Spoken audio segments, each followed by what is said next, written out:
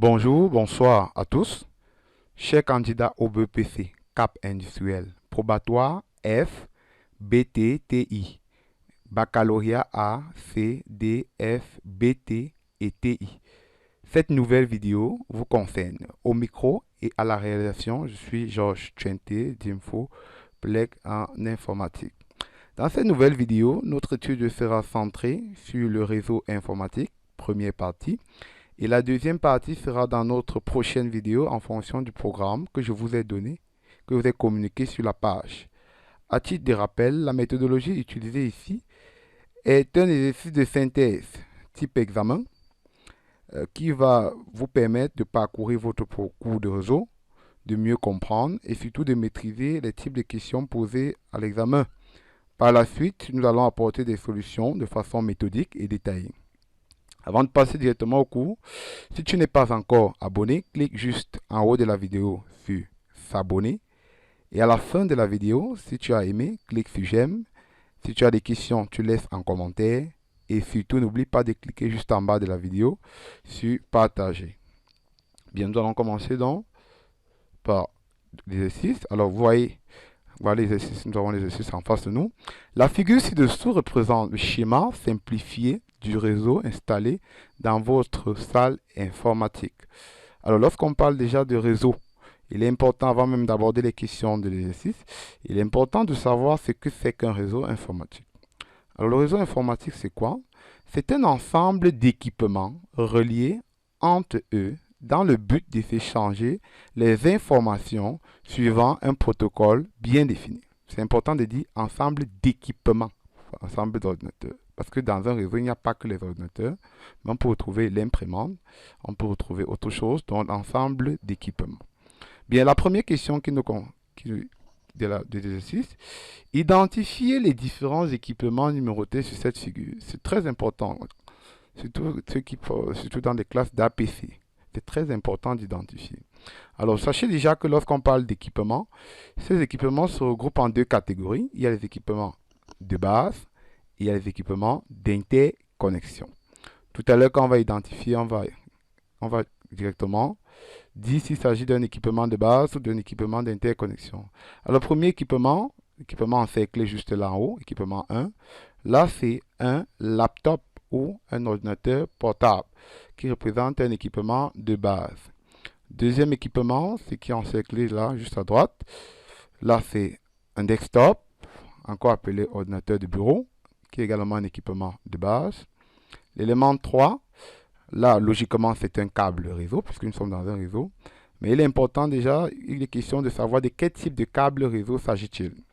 Alors, à titre de rappel, il existe plusieurs types de câbles réseau. Il y a le câble coaxial, il y a le câble à paire torsadée, il y a la fibre optique. Je vais vous présenter un peu le câble coaxial et le câble à paire torsadée. Alors, nous avons par exemple le câble coaxial, juste à droite. Alors, ce câble est utilisé généralement par les opérateurs comme les chaînes de télévision pour connecter une antenne à votre télé. Quand par exemple vous avez par exemple Canal Sat, généralement ils ont un câble qui va directement derrière votre télé. C'est ce câble-là qu'on a devant nous. Par exemple, vous avez les câbleurs, ceux qui vous câblent à la maison pour avoir des images. C'est ce genre de câble qu'on utilise. On a également le câble à paire torsadé que nous voyons là. Parmi les câbles à paire torsadés, retenez qu'il y a ce qu'on appelle le câble à paire torsadé blindé et non blindé. Alors là, nous avons un câble à paire torsadé et à l'extrémité, vous voyez juste encerclé là au bout, ce qu'on appelle un connecteur RJ45. C'est pourquoi généralement, on donne à ce câble à paire torsadé le nom donc de câble RJ45 ou câble Ethernet, tout simplement à cause du connecteur qu'on vient d'identifier ensemble. Donc, c'est un câble à paire torsadé, mais plus particulièrement un câble RJ45. Et il est considéré comme un équipement de base.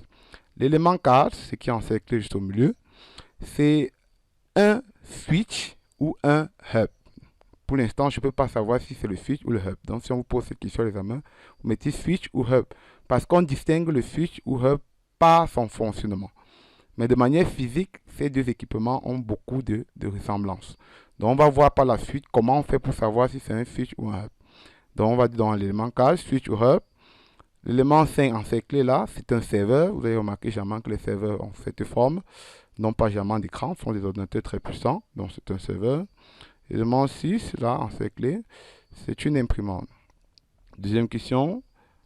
Sachant qu'après l'envoi de l'information de l'équipement 1 à l'équipement 2, l'équipement 2 est le seul à recevoir, donner le nom exact de l'élément 4. Alors tout à l'heure, nous avons dit que l'élément 4, ce qui est encerclé là, au milieu, pouvait être le switch ou le hub.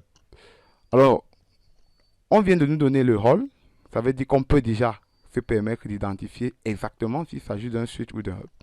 Alors, puisqu'on dit, observons ensemble, on dit l'élément 1, vous voyez, sur cette flèche rouge, envoie directement à l'élément 2, à l'équipement 2, vous voyez bien comment l'information transite. Alors, quand ça transite directement, comme on observe, on parle de switch. Généralement, on dit que l'envoi est direct. Là, l'avantage avec le switch, c'est que les informations, le réseau est confidentiel. Donc, ce switch est confidentiel parce que ça va directement à l'équipement concerné. Maintenant, quand est-ce qu'on pouvait parler du hub? Alors, si on pouvait parler du hub, si l'élément 1 voulait envoyer à l'élément 2, et par hasard, vous allez observer directement les flèches bleues, vous verrez que non seulement ça va arriver à l'élément 2, mais ça va également arriver à tous les autres équipements connectés. À ce moment donné, on devrait dire que l'élément 4 est un hub. Mais en ce qui concerne notre question, nous allons donc dire c'est le switch, encore appelé commutateur. Question 3. En fonction du rayon d'action, quel est le type de ce réseau? Alors, le rayon d'action, c'est la distance, en fait. Or, ici, on dit que le réseau, c'est un réseau installé dans une salle informatique. Or, une salle informatique a une superficie réduite. La distance est réduite, elle est limitée. On peut avoir un autre exemple, un cybercafé, un bâtiment. Alors ici, quand c'est limité les ordinateurs autour d'une salle réduite, on parle de réseau LAN. Le type donc c'est réseau LAN ou Local Area Network. Quatrième question, quelle est la topologie physique mise en place? Alors, pour identifier la topologie physique, alors vous observez d'abord directement là, l'élément 4, qui est un nœud central qu'on appelait switch ou hub. Alors, tous les équipements sont connectés au nœud central. Ça nous permet de dire que c'est une topologie en étoile. Quel est l'avantage principal? Alors, quand il s'agit de l'avantage principal, on voit que la panne d'un ordinateur, donc quel que soit l'ordinateur connecté au nœud central, ne perturbe pas le fonctionnement du réseau. On dit que c'est ça. Comme inconvénient, logiquement, puisqu'on parle du nœud central, ça veut dire que si ce nœud central est défaillant, donc s'il est en panne, alors le réseau sera perturbé, donc il sera donc complètement paralysé. C'est ça, la panne du nœud central paralyse le fonctionnement du réseau. Bien, nous allons évoluer. Question 5. Quelle est l'architecture mise en place? Alors, observons dans l'équipement 5 qui est un serveur. Quand il y a déjà un serveur, ça nous laisse donc croire qu'on a fait une architecture client-serveur. Quel est le principal avantage? Le principal avantage, logiquement, c'est que les ressources sont centralisées, puisqu'il y a un serveur, et les données sont sécurisées. Quand on dit que c'est centralisé, c'est bien évidemment au niveau du serveur. Et quel inconvénient? L'inconvénient, donc, c'est que puisque le serveur est le point central, est l'élément le plus important, est l'élément qui partage ses ressources. Alors, conséquence, si la panne du serveur paralyse le fonctionnement du réseau. C'est l'inconvénient majeur, bien sûr. Alors, question suivante. Présenter des avantages de la mise en place du réseau. Alors, si vous voulez mettre en place un tel réseau, quel avantage? Premier avantage, il y a d'abord ce qu'on appelle le partage des ressources. Donc, partage des ressources. Exemple de ressources qu'on peut partager, il y a les fichiers, il y a l'imprimante. Alors, par exemple, vous voyez par exemple là, encerclé, moi aussi, c'est une imprimante qui est considérée comme une ressource parce qu'il est connecté directement au serveur et qui peut être partagé pour que les autres ordinateurs puissent accéder pour imprimer. Très important. Donc, au lieu d'acheter 6 imprimantes pour 6 ordinateurs, on peut acheter une imprimante connectée sur un ordinateur et partager pour que tous les autres utilisent. C'est ça qu'on appelle partager les ressources. Bien. Il y a également, par exemple, aussi la connexion Internet qu'on peut partager. Je peux avoir ma connexion Internet, vous n'en avez pas. Je partage. Tous ceux qui sont autour de moi ont facilement accès. Deuxième élément, la communication entre les différentes personnes. Alors, donc, étant assis sur une machine, on peut communiquer avec l'autre. Ce qu'on fait généralement avec son ordinateur à la maison, quand on est connecté à Internet, on peut écrire à son frère qui est en France, aux États-Unis, en Belgique et consort. Là, c'est ce qu'on appelle donc une communication, on peut chatter. Très bien, on va évoluer à question 7. En supposant que l'équipement possède l'adresse IP suivante, 194.168.1.2. Donnez la classe de ce réseau et son masque. Alors avant de donner la classe du réseau et le masque, il est important de connaître ce que c'est qu'une adresse IP. Une adresse IP est une suite de 4 octets séparés par des points permettant d'identifier un équipement dans un réseau. Alors revenons à notre question. Alors voici donc, on nous a donné une adresse IP là que nous observons, 194.168.1.2. Nous observons bien que c'est 4 octets. Vous voyez, l'octet c'est quoi? L'octet c'est une valeur comprise entre 0 et 255. Alors nous voyons qu'il y a 194, premier octet, 168, deuxième octet, 1, troisième octet, 2, quatrième octet. Alors pour déterminer sa classe, qu'est-ce que je fais? Je regarde le tout premier octet. Donc regardons bien ensemble, ce qui est encerclé là, c'est 194. Je dois maintenant ensuite déterminer l'intervalle à laquelle appartient cet octet. Il y a 3 types d'intervalles qu'on va voir. Alors, on va observer ce tableau là. Regardez cette première colonne encadrée. Ça, ce sont les valeurs que l'octet peut appartenir. Si ça appartient à 0 à 126, comme on observe là, c'est la classe A. Si de 128 à 191, c'est la classe B. Et 192 à 223. On voit bien que 194 est plutôt dans l'intervalle 192 à 223, comme nous montre la flèche là. Conclusion, c'est la classe C et son masque, c'est juste à côté. Alors, on va donc dire que ce réseau de classe C, le masque est 255.255.255.0. Deuxième volet de la question, peut-on également déterminer, il y a un déterminé qui manque, déterminer sa classe ne connaissant pas son adresse IP? Oui, c'est possible. Il suffit de connaître le nombre d'équipements ou le nombre d'ordinateurs utilisés dans le réseau. Alors, regardons à droite de notre écran. Il y a un petit tableau qui va nous donner, voilà, l'intervalle des machines. Regardez bien, juste en bas, on a dit de 1 à 254, c'est la classe C. Or, dans notre réseau ici, on voit bien, regardez bien, c'est écrit en bleu là, voilà, 1 à 254, on voit bien que notre réseau respecte cette règle parce que nous n'avons pas plus de 200, nous n'avons pas plus de 254 machines dans notre réseau. Donc, effectivement, à partir de là, on peut conclure que c'est la classe C et son masque est bien 255.255.255.0. Alors, passons à la question suivante. 8. Quelques temps plus tard, l'on connecte ce réseau Internet, identifier l'équipement ayant permis cette interconnexion.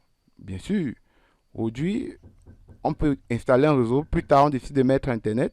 Alors, quel est l'élément 7? Regardons bien comment on connecte là. Vous observez comment c'est. Vous voyez là, c'est connecté à Internet. Notre équipement 7 est encerclé. Voilà. On demande son nom. Alors, lorsqu'on veut connecter un réseau à Internet, logiquement, on utilise ce qu'on appelle un modem. Donc l'élément 7 est un modem.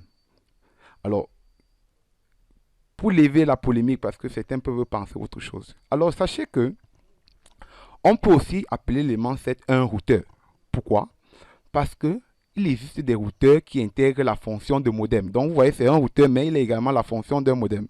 C'est-à-dire que le routeur, d'abord, permet de connecter deux réseaux informatiques, mais pas le simple fait que c'est Internet qui est connecté ici. Il y a des routeurs donc, qui intègrent la fonction de modem. Donc, si quelqu'un dit aussi routeur, c'est que la réponse est vraie. Donc, la réponse ici qu'on a ici, c'est bien évidemment, la réponse optimale, c'est modem. Alors, mais avant de quitter, je vais aussi quand même attirer votre attention sur quelque chose. Regardons bien à notre écran avec cette flèche bleue. Là, vous voyez. Alors, cette flèche bleue montre qu'on peut connecter Internet directement sur l'élément 4. Alors, si c'est possible, ça veut dire que l'élément 4 sera directement aussi un routeur. Pourquoi? Parce que le routeur aussi peut utiliser une troisième fonction qui est switch. Donc, par avoir un routeur qui joue en même temps le rôle de switch, qui joue en même temps le rôle de modem et qui joue en même temps son rôle principal de routeur. Donc, si jamais vous voyez un réseau local, comme la flèche montre, l'indique, qui est directement connecté à Internet, là, comme élément 4, on va dire que l'élément 4 est un routeur. À titre de rappel pour ceux qui font le bac ACD, on a eu à poser cette question l'an dernier, on a donné ce schéma. Il était question de dire que c'était un routeur. Bien, on évolue. 9. Pour connecter ce réseau, donnez le protocole utilisé, le type de réseau mis en place. Oui, le protocole d'abord c'est quoi? C'est un ensemble de règles et conventions à respecter pour établir la communication d'un réseau.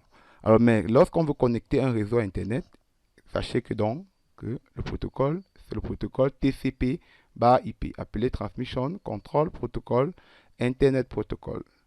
Et le type de réseau. Alors, lorsqu'on veut déjà étendre, tout à l'heure, on a vu que le type de réseau était le réseau LAN, vu la distance dans une salle. Maintenant, si on veut l'étendre à Internet, alors vous voyez qu'on veut l'étendre dans le monde, on parle donc du type de réseau WAN, donc c'est un réseau étendu, do Wide Area Network. Dernière question. Comment appelle-t-on l'opérateur chargé de fournir cette connexion Internet? Alors, c'est une question évidente. Cet opérateur, c'est un FAI, fournisseur d'accès à Internet. Donnez deux exemples. Sachez que, comme exemple, on peut avoir MTN, Orange. Oui, je sais, il y a des délinquants, des gens qui ne suivent pas souvent les cours en classe, qui seront tentés de dire ceci. Regardez bien l'écran. Ananas, puisqu'ils ont entendu Orange. Oh là là, c'est faux. Non, Orange ici, c'est une compagnie téléphonique, c'est pas un nom de fruit. Alors, nous sommes arrivés au terme de notre vidéo.